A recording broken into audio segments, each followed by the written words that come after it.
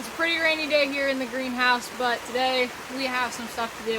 We're going to be transplanting some tomato plants because they're getting a little big for my liking. I think I want to put them in some different type of mixture of soil because, again, we're running into the same problem we did last time where I am not a huge fan of this soil mixture that I made up for these tomato starts. I would just prefer a healthier growth process. So today we're going to be moving some San Marzano and Roma tomatoes into some cups just like we did the cabbage.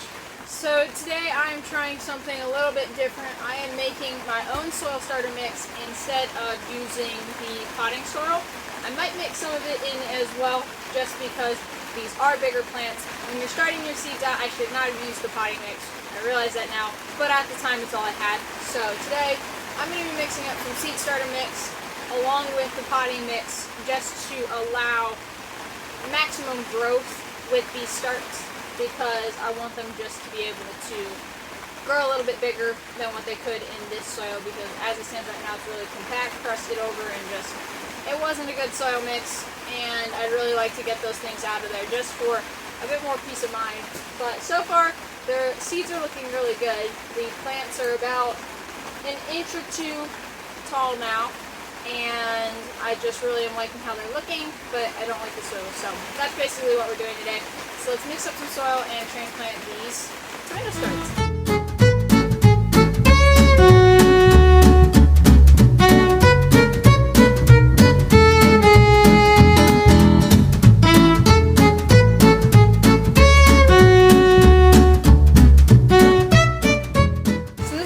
Simple seed starter mix. I did about 2 parts peat moss, 1 part perlite, and some garden lime just to help the acidity in the peat moss because peat moss is very acidic and you want to neutralize that with the lime.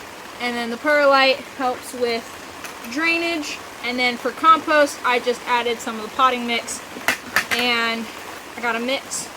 It looks pretty decent, so we're just going to stir this up.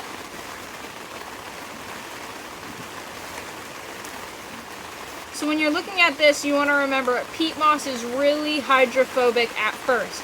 It's dry, it's compact into this large bag, and we want to rehydrate this just so it's not hydrophobic whenever you're putting the seeds and plants into it.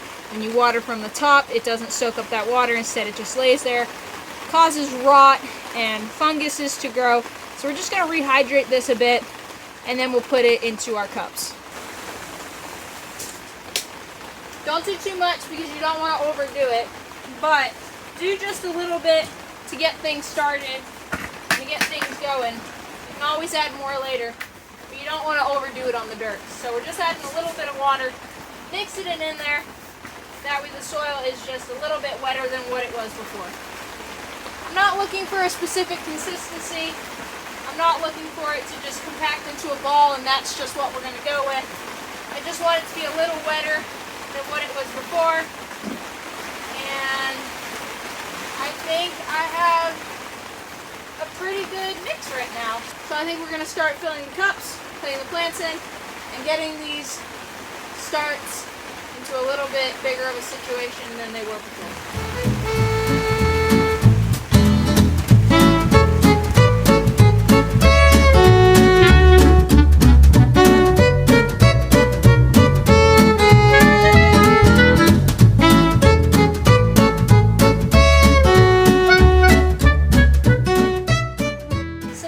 Transplant here, you can see that the roots still aren't very big, but we're just going to move this in so it has more room to grow, and the plant is looking pretty good.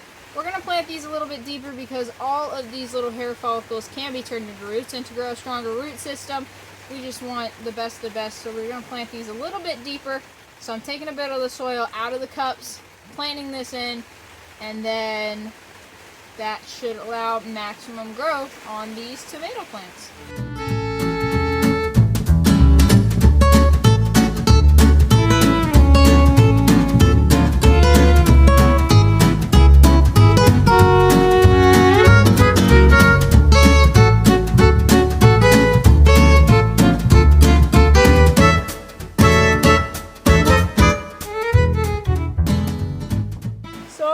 here I have my Roma tomatoes, looking really good and healthy.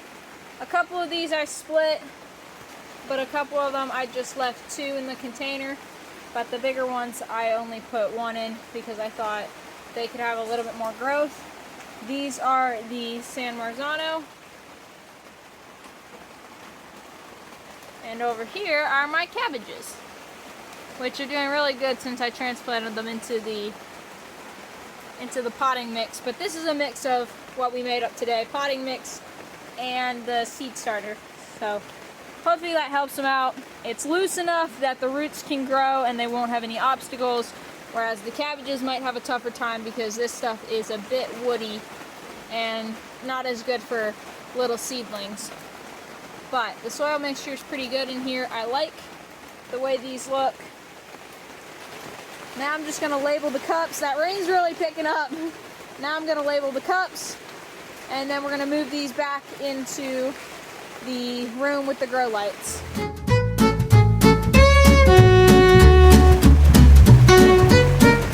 here they are, guys. All of the transplants that we moved around today, and the seed starter mix that we put them in. I'm going to give these guys good water, put them under the grow light, and then you guys will be updated as to how these are all doing, and we'll show you guys later in the year when we put these into the ground. But for now, this is what they look like, and I think they'll do pretty good in this dirt. It's a lot better than what they were in before. It's also a lot more space, and I'm pleased with how this turned out.